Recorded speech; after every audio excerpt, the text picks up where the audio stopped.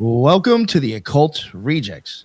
This episode, I got a very, very exciting guest, somebody I was very much looking forward to having on, and they had really good, Ike Baker suggested them, so that said enough. So very happy to get them on. But before we introduce Collin, let me introduce the other rejects on the show. We got Judith the Loon, just in case people don't know who she is. She's fairly new. I did have experiences with her in the OTO, and she was like, one of my best friends while I was there. So wanted to get her on the show, and here she is. So Judith, what is up? Hi, I'm the Loon. You could catch me on the Loon on my channel on YouTube. Right now I'm on YouTube, and you can catch me on X as the Loon as well. Awesome. Thank you so much for joining us, Judith. And Eros, what is going on? How are you? I'm doing good, Nick. I hope everyone's doing well. You can find me on YouTube at Eros Up, and you can find me on X at Eros to Ethos. Thank you. I appreciate you joining, Eros. Very nice to see you. And we got my man, the Headless Giant. What is going on, sir? I think again. So, you can find me at the Headless Giant on Twitter and on Instagram and on YouTube. And I do shows with Nick here. We do 777 yesterday, where we go over the Kabbalah of Aleister Crowley. And I've got Headless's Magical Mailbag tomorrow, where you can send me your esoteric / occult / strange experiences, even dreams, at the Headless Giant Podcast at gmail.com. And we will read those on the show, as well as bringing symbols of our own. So we talk about symbols, ancient motifs, and everything else. And I've also got Alchemy Mondays with Eros right there. And I just recently got done making my first batch of extractions using DMSO. So if you've ever been curious about DMSO, whether or not it's good for extractions, go follow my Alchemy Monday show. And also the trilogues with Ethan Indigo, if he's coming back. That's right, yeah. On Sunday. That's right, yes. And we possibly might have Ethan Indigo joining us. He was here earlier, and it seems like, I guess, his connections are having a problem. Hopefully he'll be back. But for the guest, we got Collin Conkwright. He is a writer, entrepreneur, Freemason, and esoteric researcher, investigating ancient and modern mystical experiences, philosophies, and theological principles in an effort to develop a coherent universalist approach to divine reality, with an emphasis on the experiential foundations of religious worldviews. He grew up researching at the ARE Edgar Cayce Center in Virginia Beach and collecting and analyzing firsthand accounts of anomalous phenomena. Collin has lectured at Masonic lodges and symposiums, serving briefly as a LEO to his mother lodge in Virginia Beach, and is the host of the YouTube channel American Esoteric, where he studies the Western esoteric tradition and the source texts of the world religions. Again, very excited to get him on. I'm sure we're going to have a great discussion. Collin, please, anything I left out or anything you want to promote, please let everybody know what's up and where they can find you. No, that summed it up. That summed it up quite well. I appreciate you, sir. Yeah. Awesome. So I guess, how I normally ask all my guests on this type of stuff, and since you have nothing else to say, I guess we'll get straight to it. What got you into the esoteric? Yeah, so I kind of, I always had a sense that reality was more than, our society had led us to believe. Always had a very intense imagination and so forth. I have some early memories, like when I first heard about, lucid dreaming. I asked for a lucid dream, and that night had my first lucid dream. I had a very intense, I guess my earliest sort of phase of depression when I was 13, and kind of reached out with a prayer in a way that I hadn't before. And it was just very anomalous how this was, let's say, answered, right? So these kind of early experiences stuck with me. And, it's no secret. My friends and the audience on my channel, pretty much knows this. When I was 17, I had an out-of-body experience without any kind of, religious foundation or anything like that. I wasn't a churchgoer. I wasn't steeped in dogma or anything like this. But I was kind of pulling myself out of wrestling and out of all of these old structures that I'd been sort of pressured to continuously stay involved in. And I was like trying to figure out who I really was and what my purpose was and how to carve my own path. And it was sort of a musically induced flow state. And I felt this overwhelming intelligent presence on my way back from the studio, kind of knocking on the door. And I'd never felt anything like it until this time. And I was just sort of, I was saying, okay, you know, I know you're trying to come through. Just wait until I get home, right? And so I get home, and I'm realizing that this must be some kind of divinity, but I didn't have really a foundation. I didn't have an understanding of how to deal with these kind of things. So I put everything that I had in a kind of statement that was seeping with a little bit of arrogance, if you will. It was sort of, if the divine presence is real, you will show me what I need to know tonight. That was the exact statement. And sure enough, as I'm laying back, meanwhile, I'm in a very intense flow state, no drug involved. Pupils were extremely dilated, just felt very, very euphoric. Right. And rarely have I been able to recreate this kind of state of being. And, right as I'm laying back, and I only maybe spent a few minutes, on my back, I feel this fluttering and this pressure at the crown of my skull. And it just sort of pops. Yeah. It popped right out. Right. And immediately after that popping, my point of view awareness was above my body, but half of it was still, like, it came out of the top of my head and out of my throat, but the heart area, it was still connected with my body. So I was in this position, it kind of stalled out that process. And I had this realization, coupled with a little bit of fear, that, all right, this is exactly, I asked for this, and, it is answering, right? So I let the fear go away, and I just sort of said, take me, I surrendered. And it always, I have a lot of commentary on the side, but I'll just try to sum it up for you guys, if that's all right. Yeah. But in this heart space, it was like when it left the heart space, that was when I was thrust into a totally different plane. And the first place I was brought was this very messy and chaotic, kind of like a representation of my subconscious mind at the time. I mean, all of my memories, pieces of furniture, all these locations were all swirling together, and I was just getting bombarded by it. And, I realized I had to get out of it. And so I sort of remembered that, but prior to this experience, there was this other intelligent, let's call it the guide, that was with me. So I say, I had this realization that there was this other presence that was with me in this experience. And I just say, okay, this is all inside of me. I need to clean this up. And it sort of gave me this kind of energetic check mark, like, yes. And then it took away that location and brought me to another one. It brought me to this very terrifying looking classroom. I always hated the regular school setting, right? So I was hanging upside down in this very, like, cliche looking classroom, black and white, and it was shrinking, and since I had to realize something in this last location in order to move on, I had a sense that, I probably had to do the same thing here. And I realized, all right, I'm not supposed to go to college, and it filled me with peace, and it took the setting away. Whether or not I was going to go to college was a big issue in my life at the time, right? So then it brought me to a very serene and, like, a definitely new location that kind of had an existence of its own, it felt like. And it was purely peaceful. I was sitting on a bank beside this lake or a river or a moving body of water, and it was pitch black, but I could see everything.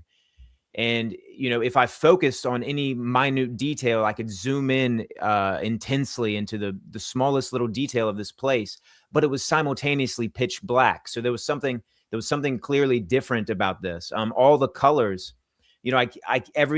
all of our regular colors that we know and love are represented totally differently in this place. Blue is not blue here. It's a different kind of blue. I know this sounds kind of nonsensical to some, but I've had experiences like that where the colors, I can't explain it. It's different than what's here. It's almost like looking at it like a thermal camera color. It's fucking weird. It's not yeah.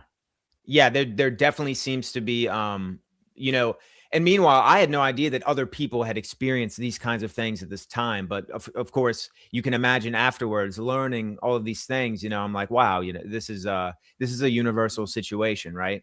And so across from this body of water, I'll try to sum it up here.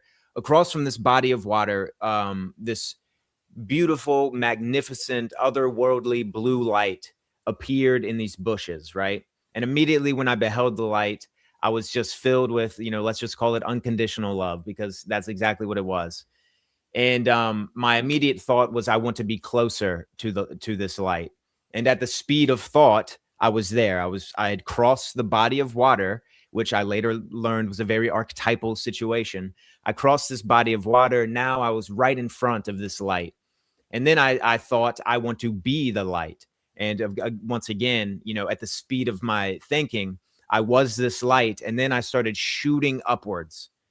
And I was shooting upwards at this infinite rate. And the light was also expanding.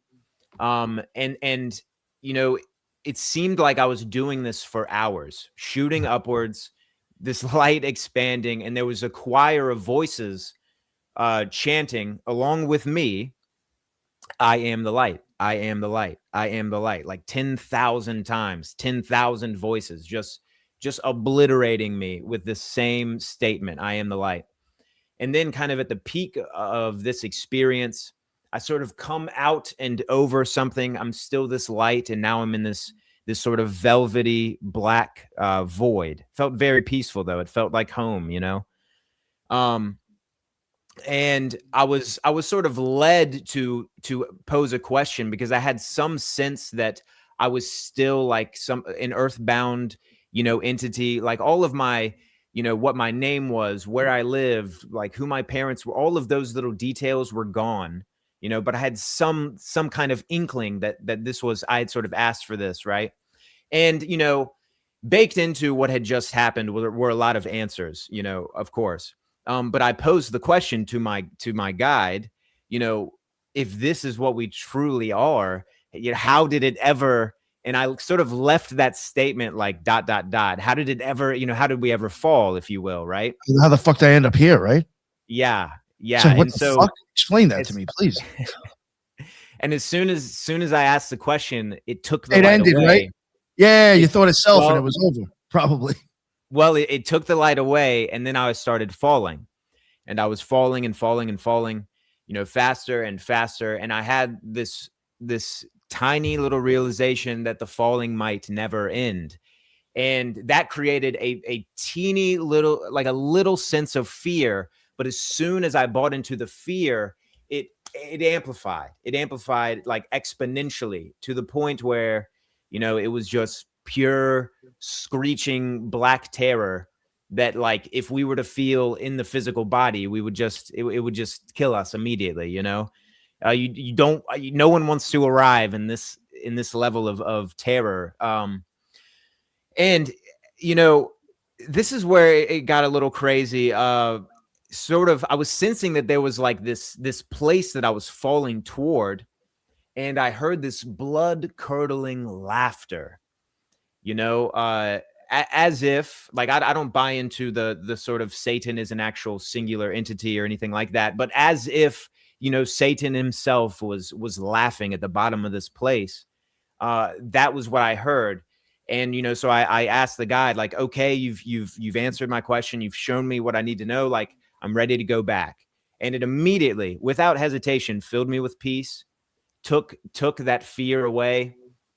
And I got this sense that I was being moved somewhere else.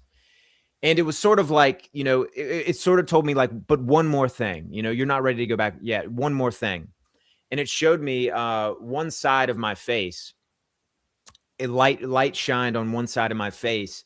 And it was the most monstrous creature, the worst possible version of myself that I could ever become. And when I first looked at it, it was like if I ever actually encountered this person, who, by the way, lives inside of me, it is an aspect of me, the only thing I could think of would be to like destroy it immediately. And then the light shifted to the other side of my face.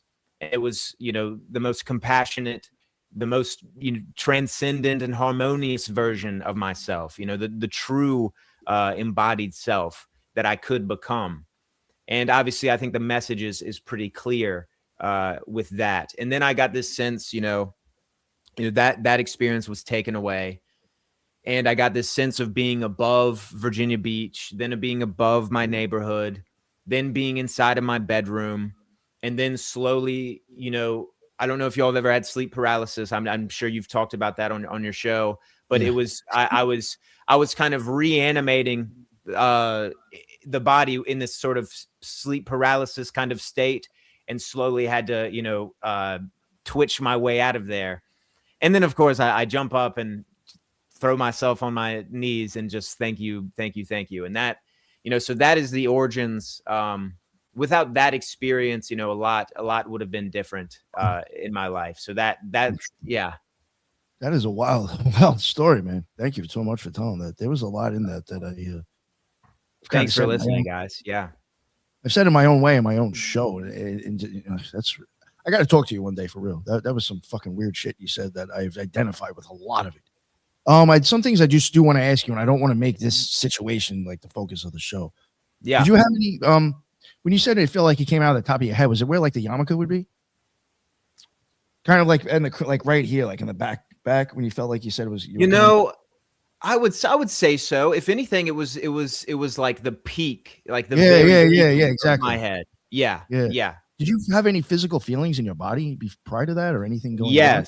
Yes. And I mean, language always fails these kind of things, but you can sort of, induce a kind of simulacrum of this feeling through meditation or pneumaturgy, which is sort of what I've been kind of formally practicing. But it was like a fluttering. It was like there was an energetic current. Yes, there was this energetic current, inside of there, but it wasn't physicalized. Like it was sort of the animating factor, right? And it was definitely, as soon as there was a lot of pressure right here, and as soon as it popped out of there, it was this very audible, like, jarring departure of this kind of, the awareness. And by the way, the visual, you'll hear it in near-death experiences, and this is, I experience this as well. The visual POV, it's like 360 degrees. It's sort of you have this general awareness, sort of spherical awareness, but you can focus on a singular point in that awareness, right? So that very, very bizarre, and like kind of swirl around like a camera, like kind of like just, it's very weird. Yeah. Right? It's like untranslatable to the physical experience, but there it sort of feels very natural. Yeah, that is wild, dude. Did you ever once see an eclipse at all in these visions or anything that you saw prior to? I haven't seen one in a vision. I have seen a full solar eclipse, like in person, though. Oh no, I meant like meditating or like with your eyes closed during this type of shit. I always do. That's what I was just asking. Every time I have that experience, always the same visuals over and over and over again. Always.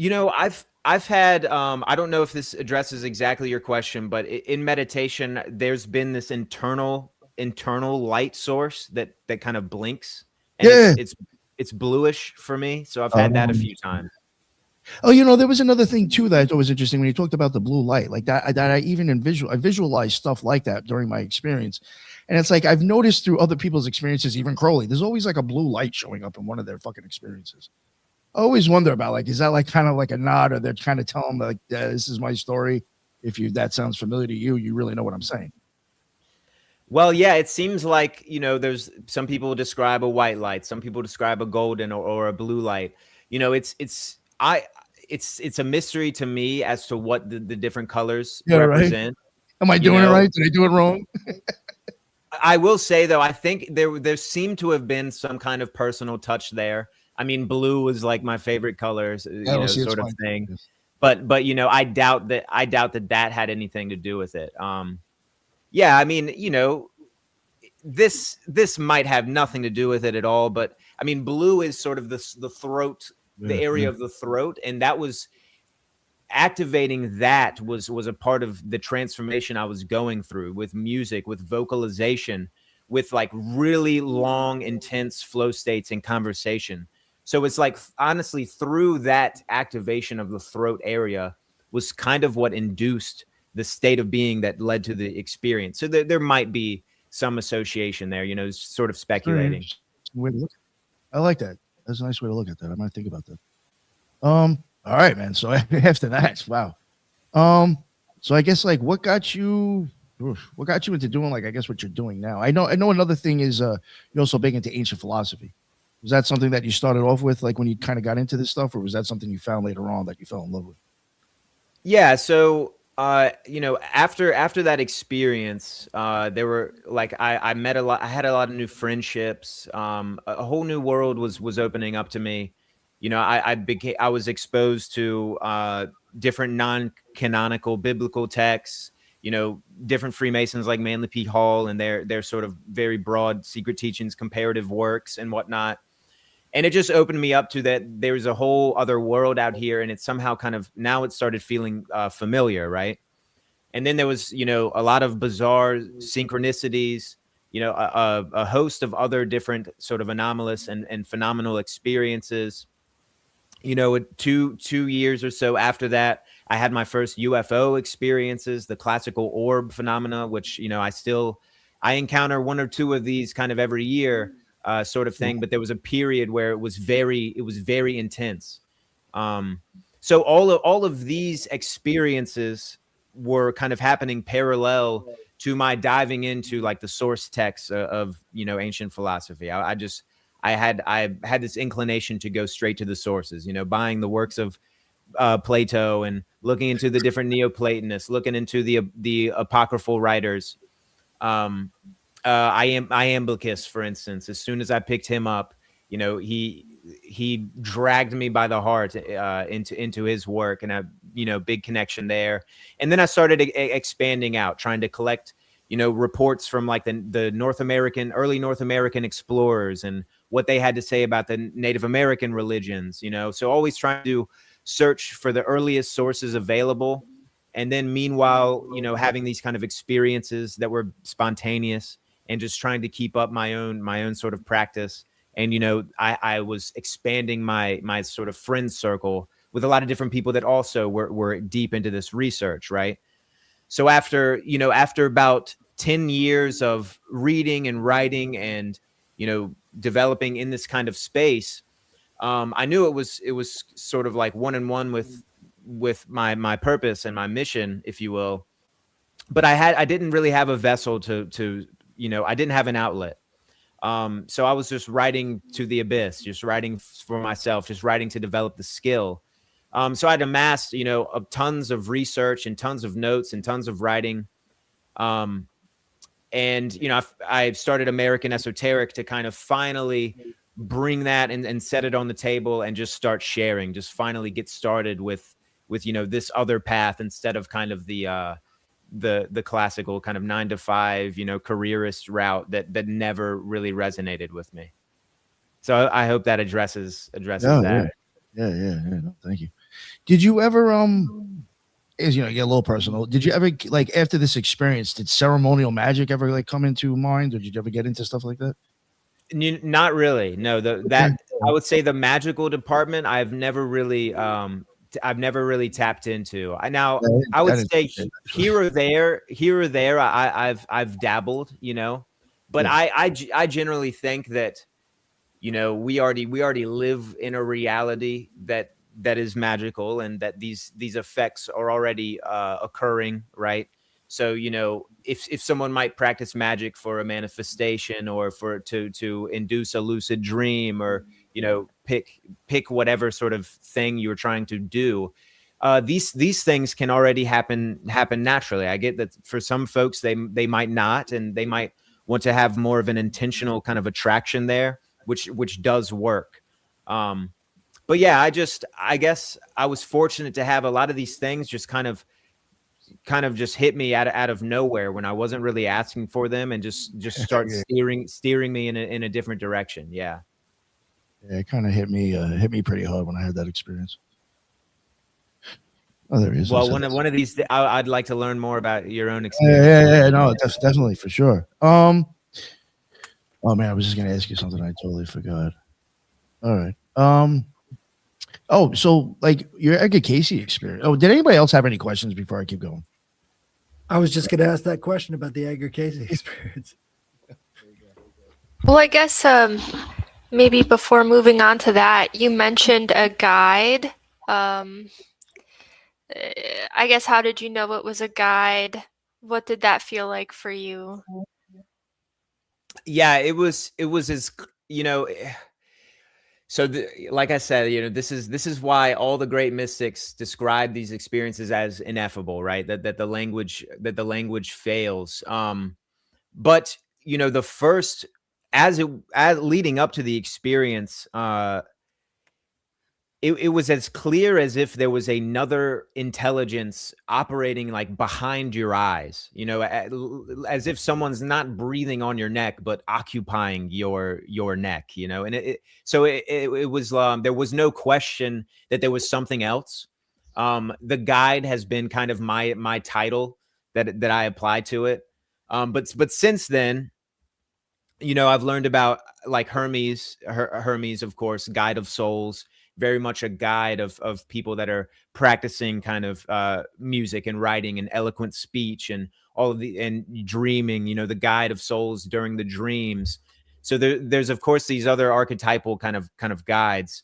But yeah, it's hard to describe how that comes through other than it's just inherent in the experience. And that when I was thinking and communicating with this other, it was answering me immediately, and that there was this dialogue.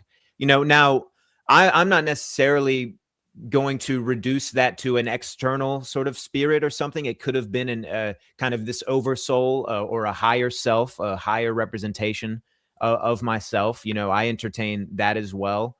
Or it could have been a very classical kind of spirit guide or archetypal sort of intelligence. Yeah. Did you get any sense of scale when you were outside of your body? Did you feel larger or smaller than you were inside of your body? Or were you not able to tell the difference? Yeah, it was incomprehensible expansion. It was sort of you're touching everything. You can be anywhere. Everything is moving at the speed of thought. Everything is given back to you as soon as you formulated a complete kind of thought. The response is immediate. The movement is immediate. So it's almost as if we're just nodes of the same universal consciousness, and the physical experience is this densification. This illusionary kind of densification where we can have the experience of being limited in this one, location. And we have to talk to each other, at a distance and everything else. But this is kind of it's more so of a construct. Whereas in base reality, it's just all a unified field. So, that was very much kind of communicated through the experience. That's wild. Yeah. Hey, there's so much commonalities. When I had my experience, like it felt like I actually literally was like getting pulled out like an old like throw like this plane or something. It's hard to explain. Like almost like in 2001 Space Odyssey when they start showing like that weird shit at the end and everything looks like it's expanding. I was almost like kind of likened it till I was like, maybe that's what that would feel like. It was very weird. And then it was just like you were just part of whatever you were viewing or I was part of. It's like I was just like there within it. It's so hard to explain. Yeah. Very weird. When now I know the one time when you said like the fluttering, and then we'll move on. This was another thing I did want to bring up, but I often liken it to like feeling like water was flowing through my body, or if like I was on fire, or if I was on fire, but it didn't hurt. It was just a flickering of the flame I could actually feel. Yes. It was very much like that. I used to say like if I was laying on the beach and the wave crashed and it rolled up the sand and somehow I had like the bottom of my feet were cut open and the water could run through me. It almost feels like the water flowing. And then I fucking blow right out the top of my head. It's fucking wild. So you had the same coming out of the top of your head experience. Oh yeah, that's why I was asking. Yeah. Man, I've said that shit all the time. I was like, yo, it's always by where they put the little Jew hat. Right? Yeah, that's what I thought. Yeah, and in a more visceral and kind of negative association with that area of the body. Well, we have the top knots everywhere, and of course the Native American practice of scalping, right? That was another very different and raw recognition of that, the importance of that place in the body. You know, that they are saying, while your soul is leaving your body, I am with you. I am grabbing you. You know, so yeah, that's another universal right there. Yeah. That is Well, what. that brings up cradle headboarding as well as the elongated skulls of some North American mummies. We went to this Quest for Ancient Civilizations conference, and Dan, the debunker, was there talking about a headboarding civilization up in Washington State, and they actually built this massive stone bridge across one of these raging rivers up there. And it was strange because this area that had this bridge was specifically mined out for that rock to be used in the construction of the city that was nearby. And it's just like, how are all of these things lined up? Well, it turns out it was a Freemasonic company that was doing all of the construction work there, and they were actually involved with finding out about the native civilizations and using sacred geometry to put the rocks back together inside of this town. And it's like, these things are not coincidences. There has to be some sort of a linkage between this sort of out-of-body headboarding civilization and what the subsequent mystery schools are doing to sort of maybe make themselves a part of it or hide it or something. Yeah, the elongated head situation is very mysterious. I've wondered about that because of my experience. I always started thinking, like, what's up with the fucking, like, even like the cone heads? I mean, it was like, yo, like, that's weird. I don't know. Yeah, well, you know how Terrence McKenna used to say, if y'all listen to him, he's like that there comes that moment where you realize, something terrible happened. Something terrible happened in the past, right? That sort of led to this kind of, let's just say the fall, the idea that we can forget what we really are, and I tend to I entertain this, that it must be something physical. And like the Monroe Institute, they talk about when people are getting out of the body, there's this clicking, there's this popping. Like, yes, that's the same situation. It's like a terror. It's almost like there's a physical mechanism within the brain itself, a physiological switch that you can activate, and it boom, you're gone, you're out. I do have a question bringing it to that, because if you go through different traditions, if you go, I guess, at least 50, 100 years back, most of them, and I'm speaking from a female perspective, their practice was usually covering.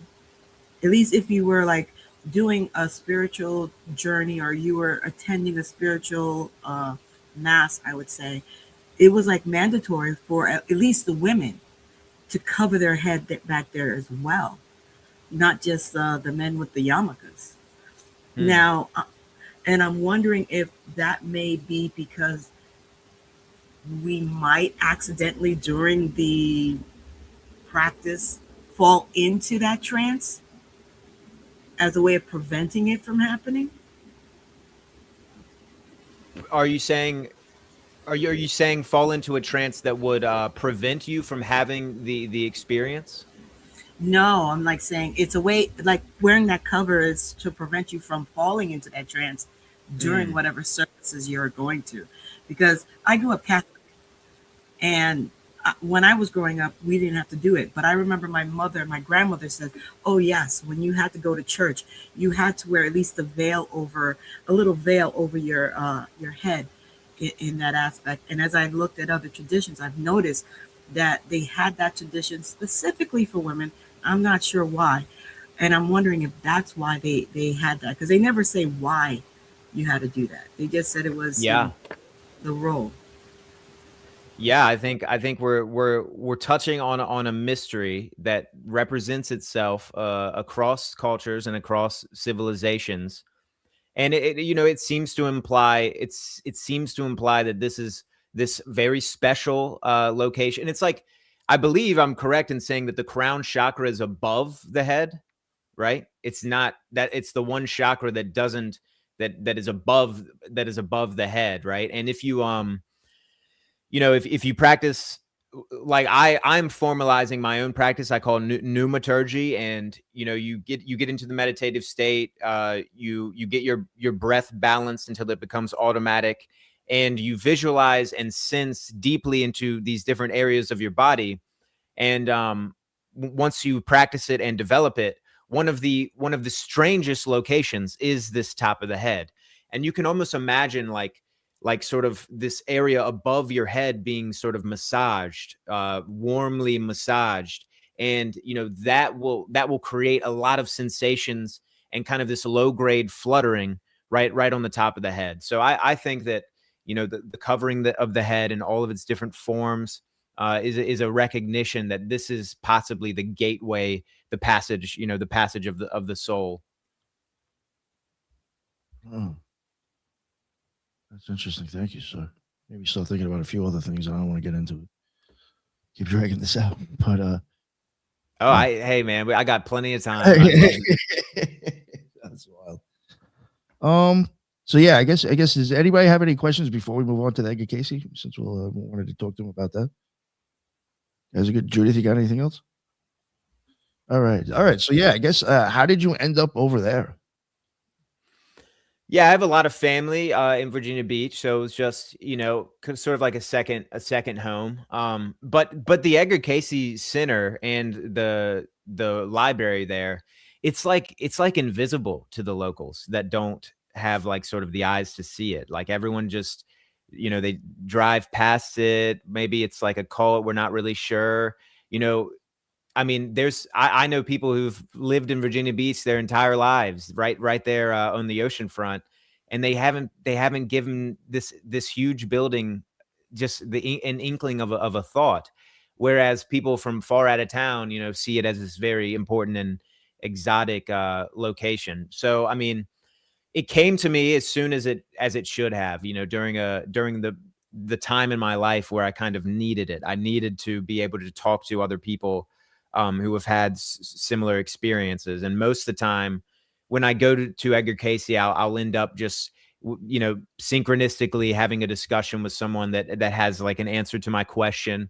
It's like a well-known thing to the people who frequent the library, that there's like a library angel. And if you go in there looking for a particular book, you're just going to find it. And I mean, when I was researching Atlantis, I just walked into the library. I was brought to this whole little section, on Atlantis, found the book, right there that I needed to.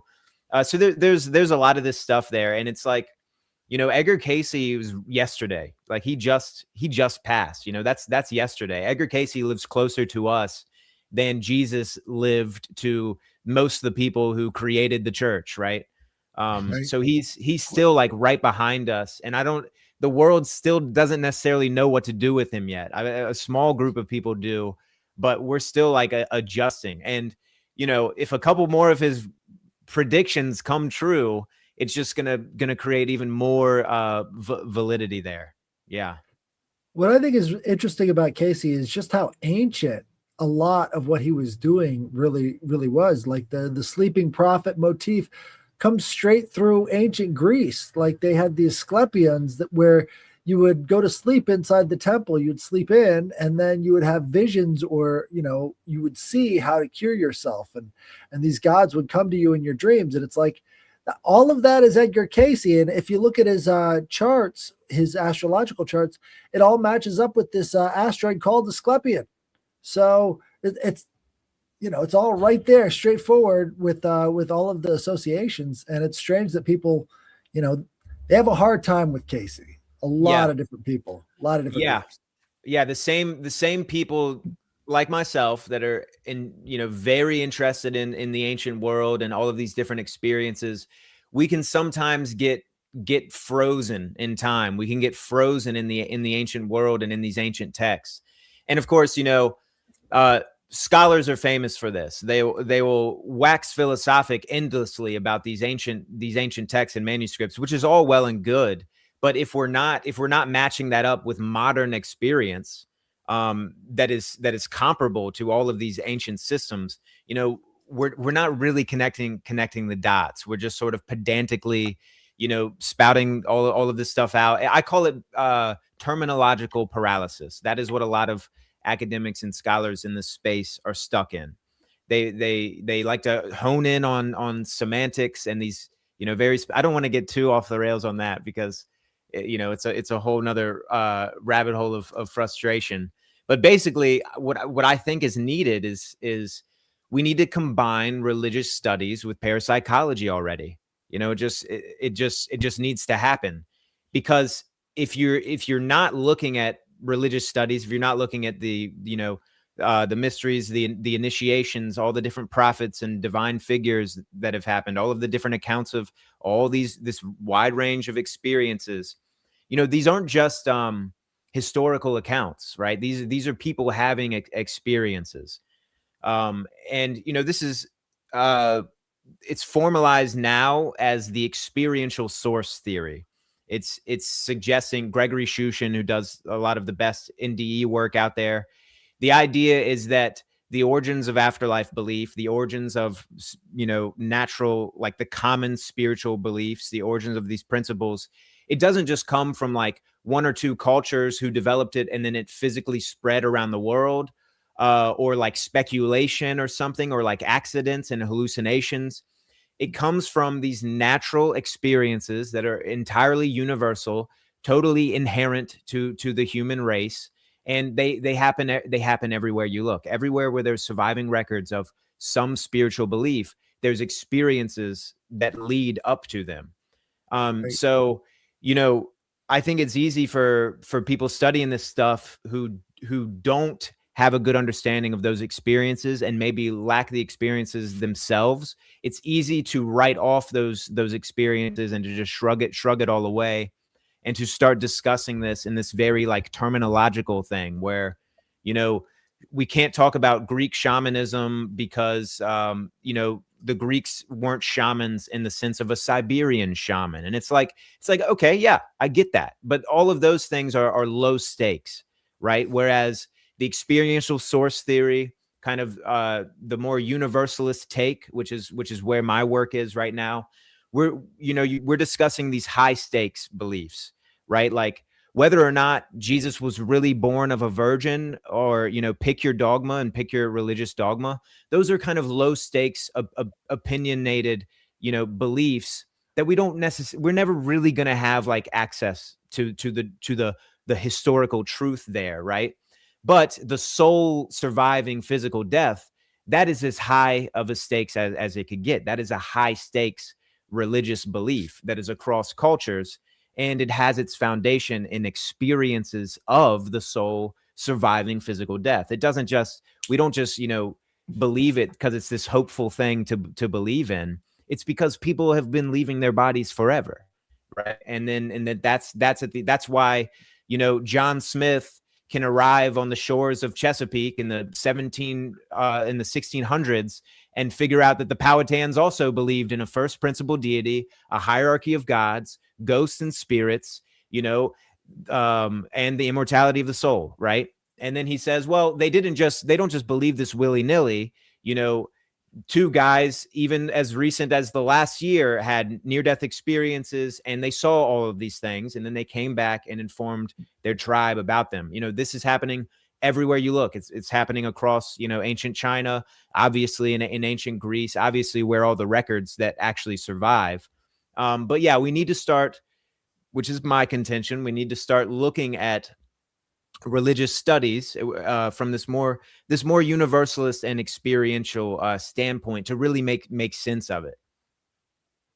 Right. If you take away the form of the different experiences and just stick to the methodology, you see the same thing happening again and again and again, but everybody gets stuck on the form instead of the actual experience. And it's like, well, how do we get around people not understanding that these are highly associative events? Like this is supposed to draw deeply from your own culture and your own experience. That's what's being shown to you through yourself, right? How does one actually, navigate that water? It's pretty perilous, I mean, how would you tell somebody that and then expect not to get hit afterwards? Yeah, yeah. It seems like there are individuals that, for whatever reason, are inherently more likely to have these experiences. We'll never really know exactly why, uh, uh, but but I think there's a lot of cultures, not necessarily modern cultures, where these things were just these things were very natural. It wasn't like, can it be proven or not? You just simply had a shaman nearby, and when you had like a very bizarre lucid dream or something, or a prophetic dream that came true, when you had a spontaneous out of body experience, some kind of phenomena like this, you went to this master that was in your local culture that had some degree of the answers. And guess what? The spiritual leader, that is a universal as well. That's another universal. I mean, pick your location that has any kind of spiritual belief, and there's going to be a leader there, probably an elder or some kind of youth that is extremely the experiences for them are very prevalent and predominant.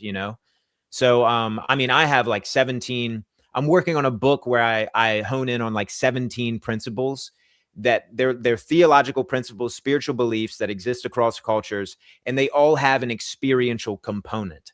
And then I go and I demonstrate, looking through our historical sources and modern experiences, how people have been led to these same different beliefs through experiences and not through hearsay, speculation, dogma, and so on. That's awesome. I like that. It's exciting stuff. I love it. Yeah. You mentioned Gregory Shushan. I had him on once. I should actually get him on again. That guy was awesome. Oh, Yeah. really? Yeah, for NDEs. Yeah. I like to cover that because I really do think that there's a lot of commonalities between that shamanism and like your magical experiences. Some sort of connection. Yeah, he's done amazing work. And that's why, he's known as like the leading expert in that area. And he's really grabbed on to the experiential source theory. And he's trying to hammer it home to his friends, in academia. And then he recognizes, like, on the other side of it, the practitioner side of it, this has been well known in the background. But I know that there's a lot of academics with big egos and small imaginations, so it's going to take a while for all of this stuff to catch up. But we just need to have the conversation anyway. We just need to get started and move the chess. Pretend as if the chess game is like 10 steps forward. As we need to sort of imagine that, okay, the immortality of consciousness, a lot of these aspects, the idea of a spirit world and these things, we kind of, if we operate as if they are already a given, then we can finally get to the mysteries of them, and we can finally, take the conversation forward instead of being stuck in this sort of paralysis where, we don't really want to give our conclusions. We don't really want to operate as if these things are inherently true, so, and I think this is happening. I think the cat's out of the bag, right? I like it. Cat's out of the bag. All right. Well, the more we talk about it, the more the cat is out of the bag, I think. So it's a great place to start, is starting to understand how this methodologically applies to so many different groups, that it's time to study this as if we've got the right to, because we are humans. It's almost like you're prevented from a lot of different angles from people who think that you don't have the right to study this stuff, which is, I think is ridiculous. Yeah, how do you measure the experiential credential? That's because there is something there. There is like a credit there. It's like to demonstrate that, you could say, you've either smoked DMT or you haven't. Someone who has smoked DMT is not going to listen to someone who hasn't, explain what the experience is like. It is just, it is just like that with all of these things.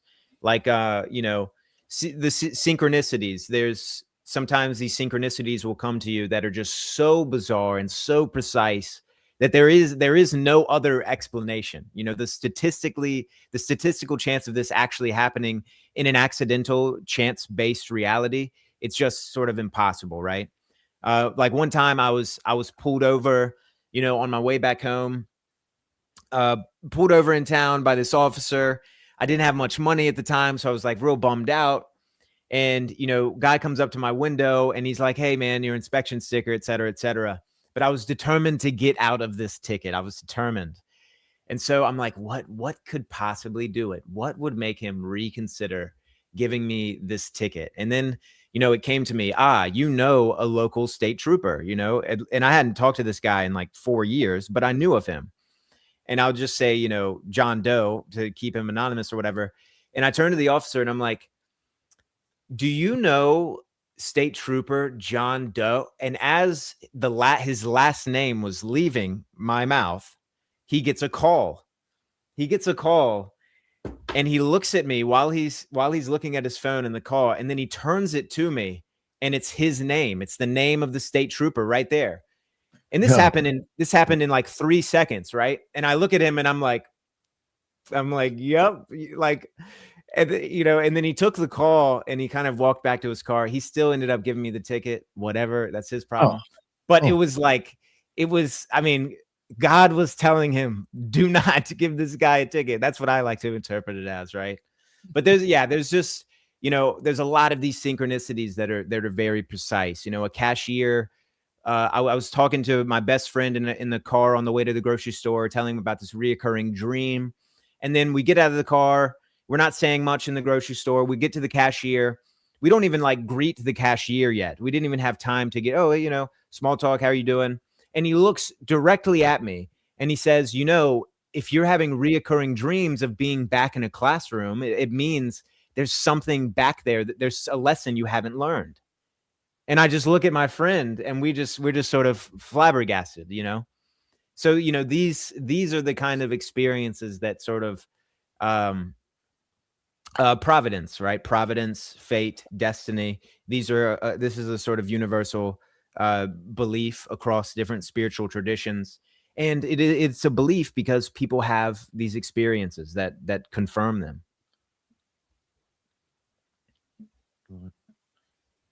Did anybody have any more questions about the Edgar Casey thing before I start asking stuff? I actually do. I'm unfamiliar with Edgar Casey. I know he had a lot of predictions, and you did mention earlier UFOs, and I'm wondering, did he have any predictions about UFOs or aliens or anything of the sort, since he had predictions of Atlantis? I want to say that he did, but even if he didn't have a prediction there, he does confirm, in the Casey way, he does confirm that we're not alone in the universe, and that there are different, extraterrestrial races that have been interested in the planet, and in the past have interacted in a direct way with previous civilizations. So he does definitely confirm that. I did have somebody actually ask. Ethan. He texted me. He did have one question he wanted to see if I could ask, since he couldn't make it on the show. Did he have any predictions that like might have been for the USA, like in the upcoming year, like anything specific, 2026 or around that, whatever in the future? So 2026 is the Egyptian situation with the Sphinx, right?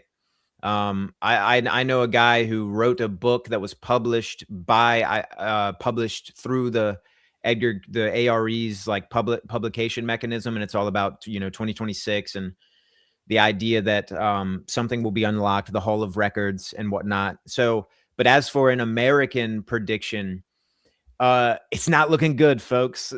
But he says it's I don't necessarily know the exact timeline, but it should be, the idea is that within our lifetimes, there's going to be a lot of geological upheavals, and that kind of Mississippi basin, the Mississippi will be expanded, and the whole like East Coast, eastern area, east of the Mississippi will be its own island.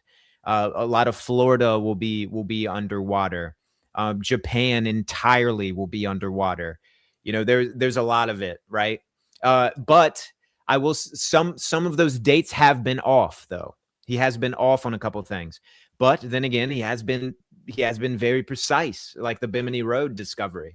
I'm pretty sure he was precise almost to the year with that. He said, you know, in the coming years, he might have given this specific year, you're going to find traces in Bimini of, you know, the Atlantean civilization. So from the Casey perspective, Atlantis is way towards more towards America than like the Straits of Gibraltar. He's bringing it back to the Bahamas, off the coast of Florida, you know, where like Bermuda and things like that would make sense. So yeah, there's a lot there. Thank you. Yeah, anybody else have any questions before I go ahead? All right. With that place, you know, I can't remember. We did have somebody on the show who's actually talked about it. Did you live there, or is it a place that you visited? Yeah, I lived in Virginia Beach for a while. Yeah, but like the place itself, like, did people stay there, or is it just like you kind of come and go? I don't think anyone lives there. So there's like there's like on the hilltop there's like you know, they do a lot of massage and sound healings, and then there's like people's offices, and there's a little restaurant. And then on the lower portion, it's a big library, and there's like a lecture hall, a huge library, meditation room, you know, bookstore, different venues like that, and then like a little meditation garden out back. So no one lives there, but I would imagine people that work there live quite, you know, close. Gotcha. Yeah. Gotcha. I was just wondering. All right. So, is there anything else that you wanted to talk about, kind of like about like what your own stuff is about as well? Well, you know, I'm definitely pursuing this kind of experiential universalist research, and, you know, drilling home on a number of these universal principles. I'd be happy to reel off a couple of those and kind of, yeah. So, you know, I try to keep these in like a, you know, keeping these sort of high stakes, like I was talking before, right? It's like whether or not some historical person somewhere actually existed, if they really wrote this book or not, you know, all of these sort of historical opinionated things, those are low stakes. They're fun. They're great to discuss. I go down, you know, I nerd out on it all the time, but they're not really high stakes, right? So it's like, you know, when we're talking about these universal principles, you know, there's always this universal sovereign, a first principle deity, a supreme being, a grand architect, or in the Buddhist sense, like ultimate reality, right? So God is kind of our fill-in for what the most reducible and yet all-encompassing reality actually is. And this principle manifests itself, you know, all across the world. And I would say the experiential component there is people having the experiences where your ego is entirely obliterated. You're unifying with an all-encompassing light that is communicating this everythingness to you. And that's why I think that a lot of mystics bring back this first principle understanding, and then they associate it with ineffability, because that ineffability, the unspeakable nature of God and this experience, is due to them having experiences where, you know, language fails to explain them, right? So, you know, there's the first principle with that experiential component.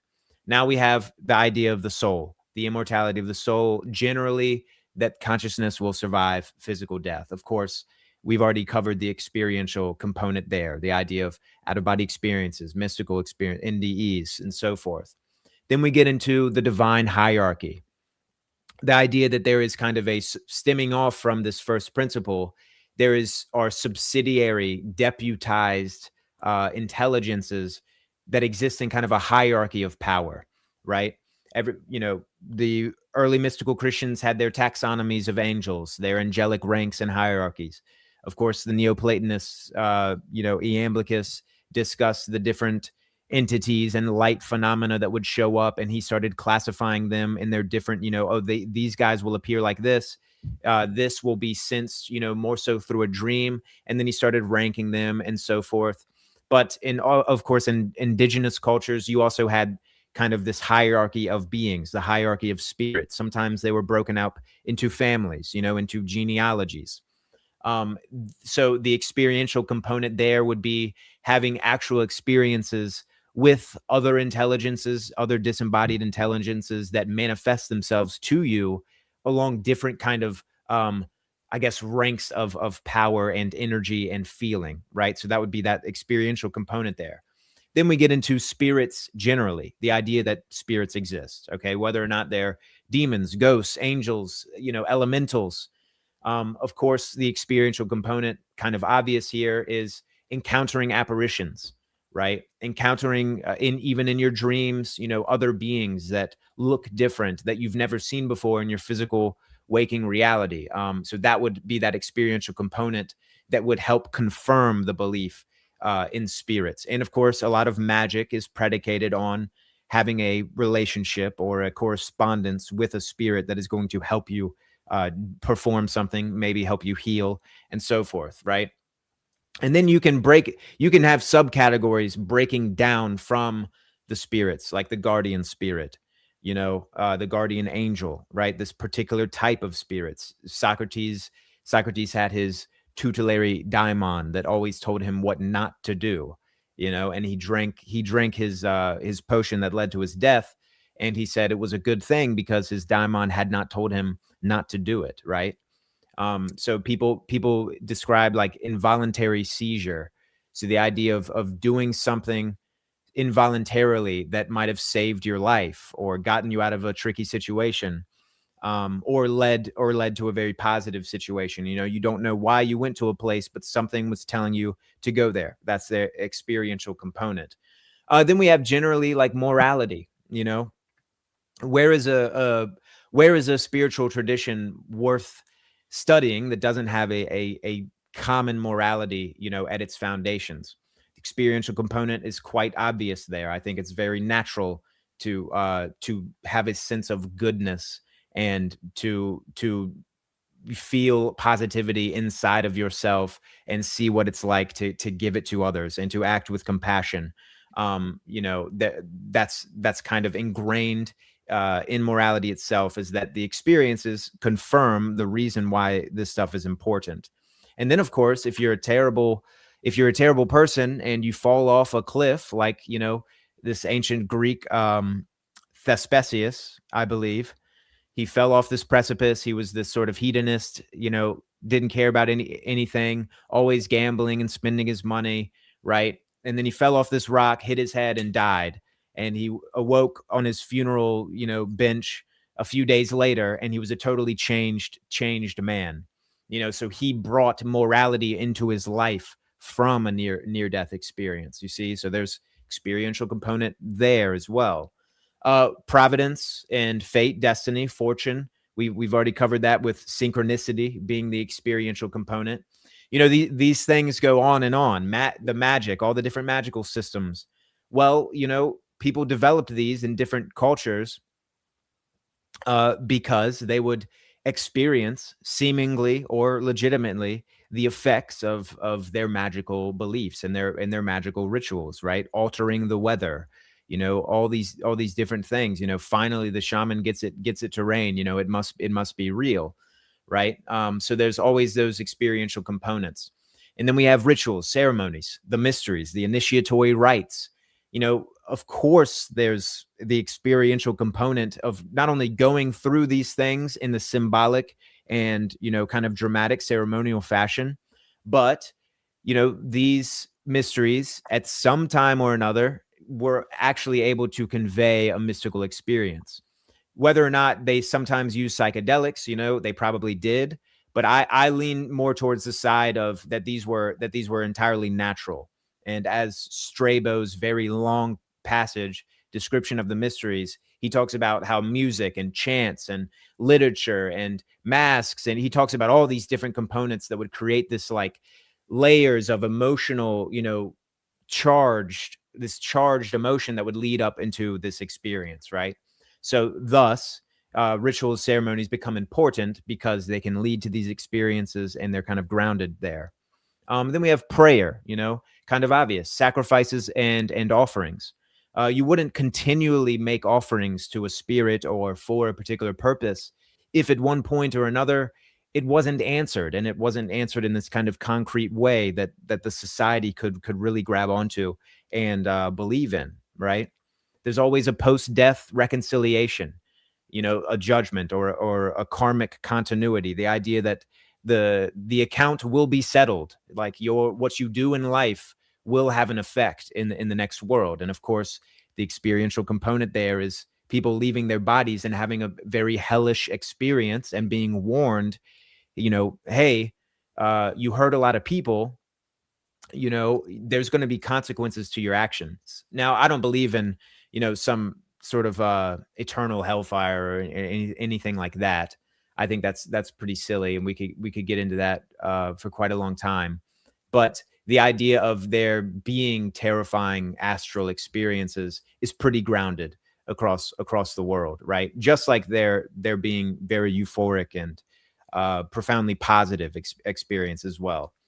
Reincarnation, there's experiential components to this also. There's, as Ian Stevenson, the great researcher on reincarnation, he was going around to these indigenous cultures, and they would have birthmarks, and some of them would be able to describe, this birthmark is a kind of linked back to a different lifetime where I was killed in this area. Or I know a girl who had this memory of a spear being run through her back, and she's always had back problems in this area, right? So you have this sort of memory or experiential, somewhat abstract component there, but I think some cultures seem to be able to retain those memories better. And we've all seen those, like, local ABC reporting on the 5-year-old kid who took his mother to, like, the grave, the grave that has his body that he lived in before he incarnated in the present incarnation. The famous case of the Simona twins, right? This Italian family, this mother, she had a daughter. The daughter tragically died when she was like 5 years old. The mother goes through this profound period of grief, and she starts having reoccurring dreams where she hears her daughter and sees her daughter coming through and saying, "Mom, you need to try to conceive. I will come back," right? And the husband's, I believe, deceased sister also started appearing in this dream. Hey, we're coming back. Don't be so sad, or else you're going to prevent this from happening. Try to conceive, et cetera, et cetera. And then, of course, they do conceive. And in the dreams, they said, we're going to manifest as twins, and your daughter is going to come back. And sure enough, months go by. All of a sudden, she realizes she's pregnant, and she's like, oh my gosh, is this actually happening?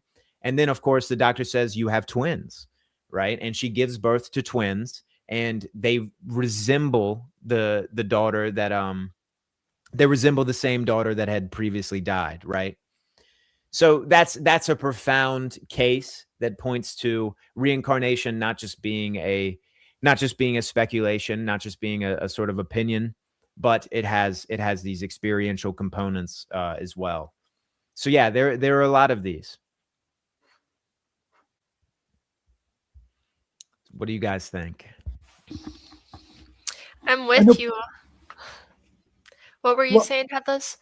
I was going to say, I've heard of a story of a 4-year-old who had the memories of a World War II pilot. And so he actually brought his whole family out to where he was shot down in the Pacific. It was very, very specific, and they actually found the wreckage of where this little boy was reincarnated from. So it's pretty specific. I mean, it's kind of hard to deny that there isn't some sort of interchange between souls and reality. I mean, who knows when you melt all form away, whether or not there's some sort of a continuity that you would even describe as self anymore, right? Like, wouldn't there have to be something there for an ego to exist? I think the memory, there's some part of the memory that does stay with the soul and is associated with the moon. But there's this book, I think, that medical doctors are psychiatrist. I don't remember. It was like children who remember past lives.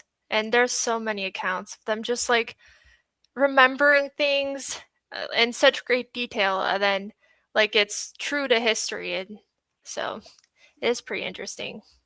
Yeah. I would be so pissed to start over. Mm.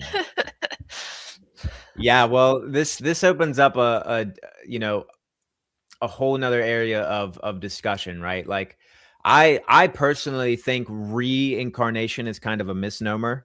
Not that the experience of like linearly, okay, so you die in 2025 and then your opportunity to reincarnate is only after that. I think what really is going on is that the present moment is really the only moment, right? We only live in the now. And so the idea of having this linear, past life, like we can only connect with our past lives that we lived here. Well, really, if we can connect with any other life, I don't think there's that limitation. There's that linear limitation. If we do live in this kind of consciousness is flooded over everything and time is an illusion, then everything is happening simultaneously. And so that means all of the different incarnations that your oversoul has ever had are all happening right now, right? And we just might be able to connect with some over here and some over there. So I think the linear reincarnation story that we've sort of been telling for a while, I think that's kind of a misnomer, and that we're going to start realizing that all incarnations happen simultaneously. And that creates a very, a different sort of shift in thinking there. But it's a fun one to try to sit with. Did your idea of reincarnation change after you had that experience? I would say I didn't really have too many ideas about reincarnation before that, right? But yeah, so it opened my mind to all of these things. And you know, um sometimes, like through these near death experiences and out of body experiences, they will go to a place and discuss with beings like, okay, you can go back to your current life, or and when you finally die, you will have a choice to incarnate again in the earth plane if you want, or move on. So I think there's a lot of like of course proving this is another thing, and I don't think we're really here to discuss that, right? We can entertain these ideas, but I do think that I think it's like the divine reality isn't as hard on us as we like to think, right? Like even if we do some terrible things in this life, there's always a way to balance the account, and it doesn't necessarily require a tremendous amount of suffering. Now, if you do a bunch of terrible things, like, yeah, you're gonna have to balance the account. Whatever that looks like is probably different in every single case. But for instance, if I betray someone in a viscerally brutal way, and they've figured out how to actually forgive me for doing that, then I might not actually have to balance that account in the same way if they hadn't forgiven me. You see what I'm saying? So I think we can alter our karma here and now. We can change how our the links of the karma actually manifest, you know, in the hereafter. We can change these things now. We can, like, so a lot of people are caught in these abstractions. Which, it's always fun and it's always amusing to abstract for a while, but at some point we have to really get in deep with ourselves and like confront our demons and bring these things to the surface. And it's like, you will probably have a way more profound spiritual realization and activation if you can find it in your heart to forgive some of the people that hurt you, to say sorry to some people that you hurt and really mean it, look them in their eyes and say sorry. These are all ways of healing in the here and now that don't have to necessarily carry over.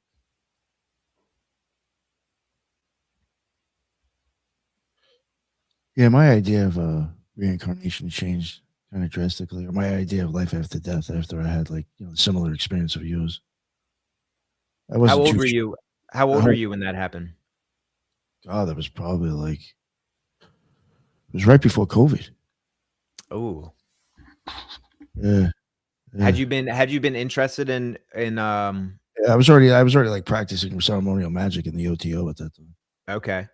Yeah, yeah. It wasn't what I was trying to go for. I wasn't expecting that. It happened. Yeah, and then I tried, then it happened a few more times. But yeah, very, very interesting and wild. Yeah. I'm sure it solidified a number of your beliefs and worldviews. Yeah, worldviews for sure too. Yeah, Yeah. so whatever. Um, yeah, yeah, yeah.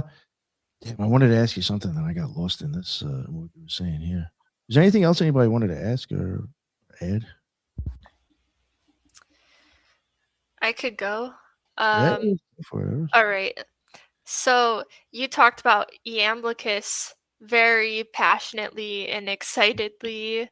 Um, why is he your favorite Neoplatonist? Hmm. I as far as being my favorite, God, it's so hard to because one day it's like, yeah, he's my favorite, and then the next day, it's a different one. But I would say this: I was deeply obsessed with Hermes and Hermes Trismegistus and all of the things that are implied with the most fascinating god that there ever was and ever will be with Hermes, right? And so when I picked up Iamblichus, he answered so many questions that I had about, the purported author of the Corpus Hermeticum, Hermes Trismegistus. So Iamblichus says all of the Egyptian priests attributed their own writings to Hermes in this kind of, they're sort of attributing the Hermes consciousness as the kind of archetype that was coming through them. Um, and that answered so many questions that I had about Hermes, but Iamblichus touches on so many different parts. He refers to he seems to have access to a uh rich tradition of experiences and ritual practices and what happens during these ritual practices and what happens in these kind of you know these temple settings that is not necessarily for public consumption or public knowledge, right? So he gets into actual luminous manifestations, and what these different beings are, and that they can come through during your dreams. He describes what happens in the hypnagogic states, falling into sleep, and the hypnopompic kind of states, coming out of sleep. And I've had experiences of hearing like loud voices, like right when I'm waking up, as if they're in the same room, and that's kind of a clairaudient hypnopompic phenomena. And Iamblichus discusses this, right?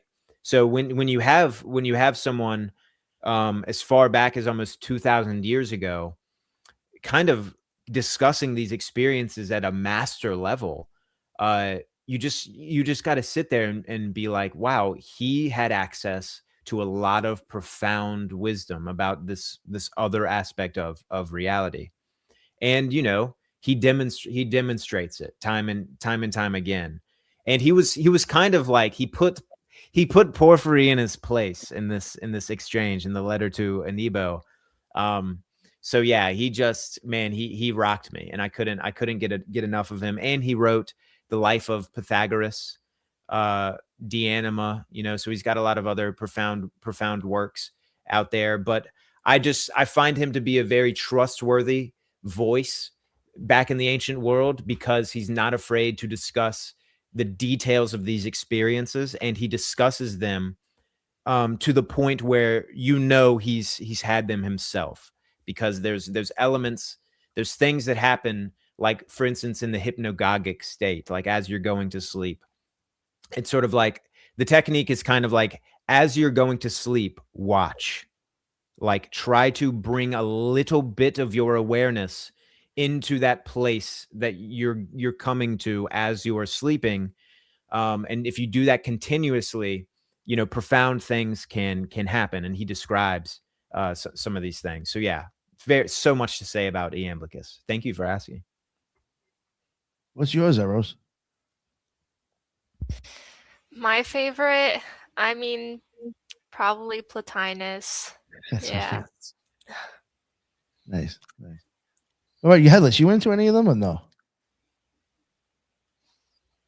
I think you're. I gotta go Yambl. I gotta go Yambl too. And he's definitely my favorite. So I like Iamblichus. I just wish he would have written more. Don't we all? Don't we all? I have to look into that. I don't know much about him. I don't actually. Yeah. Nice. Yeah, another one is Synesius of Cyrene. He calls him, he refers to his school as the Platonic school, and he's very much neglected. But he wrote on dreams, and he's like the, there's a couple of them out there, but he was like the only one to write a treatise entirely on dreams and dream phenomena and everything else.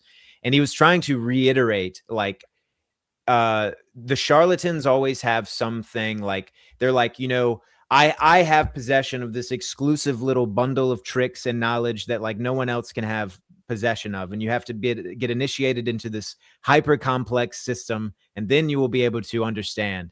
Synesius throws this on its head and says, like, it's as simple as going to sleep. And, like, it's as simple as practicing the virtues, having good intentions, being a true philosopher, and these profound things will come through during your dreams. And I always loved that, because he was kind of universalizing there. And Synesius is also just a total badass. I mean, he argued against the taxes that were being thrown on his city, right in front of the emperor's face. So much to say about him. That's why I did a whole essay on him on the channel there. Yeah, read some Synesius. He's very, very great writer, and he has some profound stories. well, I know the Greeks were like really into the idea of understanding dreams as their form of healing, and the Asclepion was based on dreams. Their afterlife was based off of the gods that were in the Asclepion, right? Like Hygeia would offer you the cup of Lethe, which would erase your memories as you're being reincarnated. So the whole idea around the afterlife for them revolves around dreams and the connections that they have through their dreams. So it's a very ancient thing when it comes to the Greeks. Yeah, I think the dream component is understudied and undervalued. Synesius said that he believed that the majority of myths were developed because of dream experiences. I mean, that is a profound statement that you really don't have kind of in anywhere else. But the dreams were important as far as as far back as you can go. I mean, Homer describes, the two gates that dreams come in from. There's the gate of horn and the gate of ivory. And through one of these gates is nothing but kind of false dreams, what we would describe as like subconscious processing dreams. There's no way to make sense of it. And then there's the other dreams, are like these divine dreams, where there's these very, they're kind of, they inherently describe themselves to you, and they leave a different impression on the dreamer, and that these are the ones to pay attention to. And that kind of, let's say, polarity of the quality of dreams, that is also another one of these universals that, you see it with the Persians. You see Egyptians refer to this as well. You see it come up in the Bible as well. Like, his life is saved because an angel brought Joseph a dream at the right time. Right. So yeah, the dream component, very, very much, we need to focus more on it. I got this book right here. It's called The Dream Giants of the Pygmies, right? So it's about how these pygmy people would have these dreams of the dream giants, and those dream giants would be like a national spirit for them that would guide them and tell them where to go, where to put their fields, pretty much micromanaging their lives from their sleep, right? And so these dream giants would also come through the form of their ancestors and ancestral dreams as well. And the anthropologist that was down there studying the pygmies actually started having dreams of these dream giants as well, and relating those dreams to the tribe just by proxy, having a religious experience, which is really interesting. Yes. Yeah, there's a fascinating account in the 1800s on the island of Naxos, the Greek island of Naxos, in the town Koronos. And it was a bunch of these 13-year-old girls were having these reoccurring dreams, all in the same little town. They were having these reoccurring dreams of the Virgin Mary or some kind of goddess figure coming through during the dream and saying, hey, go to this specific hill and start digging. There's icons of me in this hill that you need to rescue and that you need to save. And this happened for a while until people really started digging. And, the church sent some guy in there to kind of like put a stop to it. And he starts having the dreams, just like you said, right? He starts having the dreams and he starts digging, right? He picks up a shovel. And then, of course, they find these icons, and they built a whole, I believe they built a church around them where the icons are still stored till this day. And Orthodox Christians do a procession, kind of in homage to this situation. And so, and this happened through different generations. People, young women dreaming about these icons that were buried during this iconoclastic period and actually recovering them.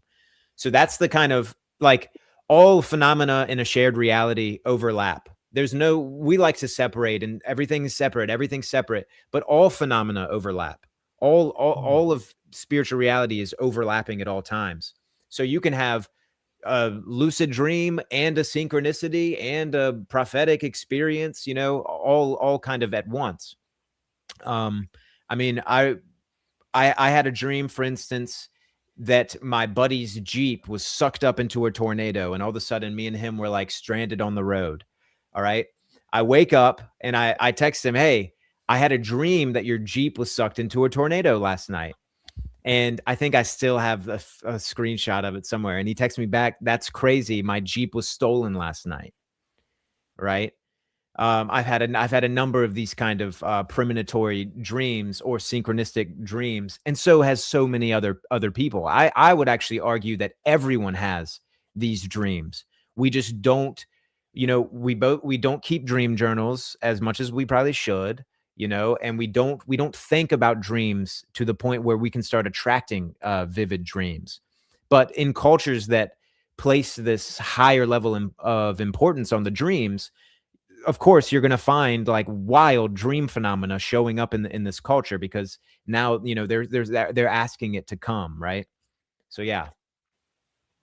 Yeah, I mean, the subconscious is where like all of these patterns live that we rely on for our intuition and our foresight. So, makes sense. And like that's where we work out a lot of our subconscious corruptions or whatever you would call them, is through dream. Yeah. But it gets more interesting, yeah, when you get visited by entities and stuff like that, then it's like makes it a bit more complex. Mm. Have you had one of those experiences?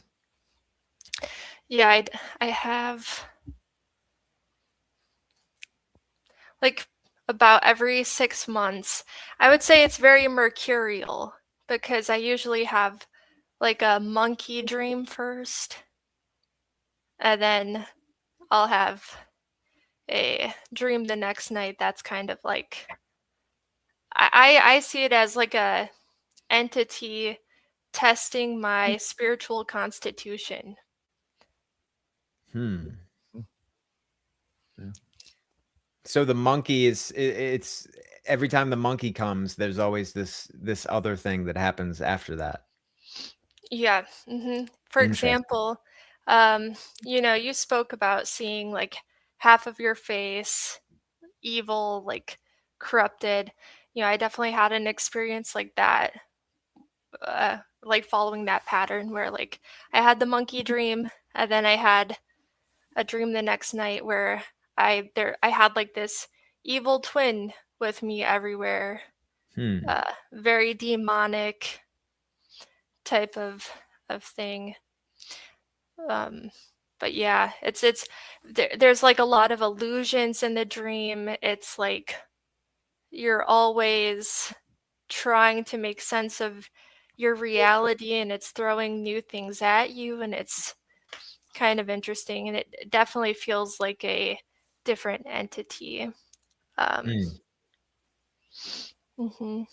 Yeah, and the lucid dream space too is another one of these things, and it can get it can put you in a very bizarre headspace when you start having a lot of lucid dreams. I just recently had like the longest one I've ever had, and I was like minutes inside of it, and I just started trying to experiment with things. I mean, one lucid dream, I was so locked in the dream that I was like, all right, I need to try to like induce an out of body experience out of the dream body. And like I was able to generate some kind of similar experience, and I was shooting upward, and then I popped back in the bedroom body, you know? And I've also had a lucid dream where I was totally lucid in the dream, but I had forgotten who the sleeper was. And that was just a very weird place to be in. And yeah, and sometimes when you wake up from these, you know, in reality, you bring over some of the essence of the dream. And, you know, like I've brought in songs from dream. I heard a song in some dream coffee shop that I woke up, I started humming it, and then I recorded it, and then I was able to like, all right, this musical thing was I heard it entirely from a dream, you know? So there's, yeah, it's a whole nother realm, or layers and layers and layers of all of these different realms. And then we get into shared dreams, the idea that people can actually share a dream space together, come back to their bodies, and then have the same report of the same dream. You know, I think that's pretty rare, but it has happened, and there has been some fascinating cases there. I have had a lucid dream a couple times.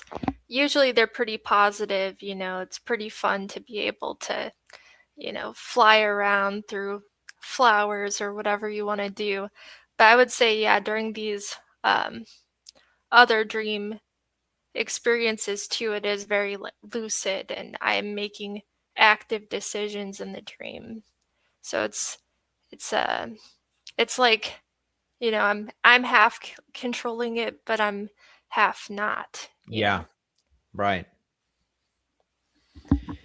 Yeah, so all of these phenomena point to an extraordinarily more interesting reality than we have been led to believe. And I think this is part of our, you know, the paradigm is shifting. The paradigm is shifting very very rapidly. I think the UFO situation is playing into this as well. You know, people being more comfortable talking about their experiences. Dogmatic religion seems to be on its way out and in its kind of death throes. Geopolitics is showing us how ridiculously tyrannical, you know, governments are, and how they have none of our interests in mind, no matter what the illusory sides you think you're on or whatever. So all of these things are playing out, and it's, you know, it's like all of our demons are going to have to come to the surface and get sorted out until we can be ushered into this sort of golden age that everybody wants, right? It's going to be a time of chaos and turmoil prior to that, and we have to live that out individually as well. So it's like we're not just going to, you know, walk into the golden age with flower petals and trumpets and everything else. Like, we're going to have to sort our individual stuff out, and it's all going to get sorted out on the world stage. So like I always say, whatever happens, it won't be boring. It's a shit show already. Yeah. Wild times. Reality TV, for real. Yeah. Leave it to Providence. Yeah. Did anybody have anything else before we wrap it up? Or like at an hour and a half now? I wrap it up. Yeah. All right. Yeah. Collin, that was amazing. That was so, I mean, really good stuff, especially your experiences and shit. Wow. Definitely have to get you back on one day and maybe talk about some other stuff as well. Seems like you have Yeah, plenty we could talk about.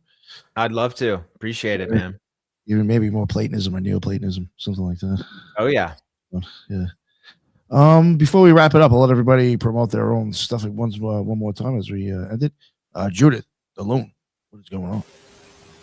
It's the Loon, and you could catch me on YouTube under the channel The Loon and on X as The Loon as well. It's Collin. It was a pleasure. You opened up a lot of questions on a lot of things for me. Good. I appreciate that. Pleasure to meet you through this space. Awesome. Thank you. Yeah, thank you for joining, Judith. Appreciate it. And Arrows, what is up, Arrows? Hello.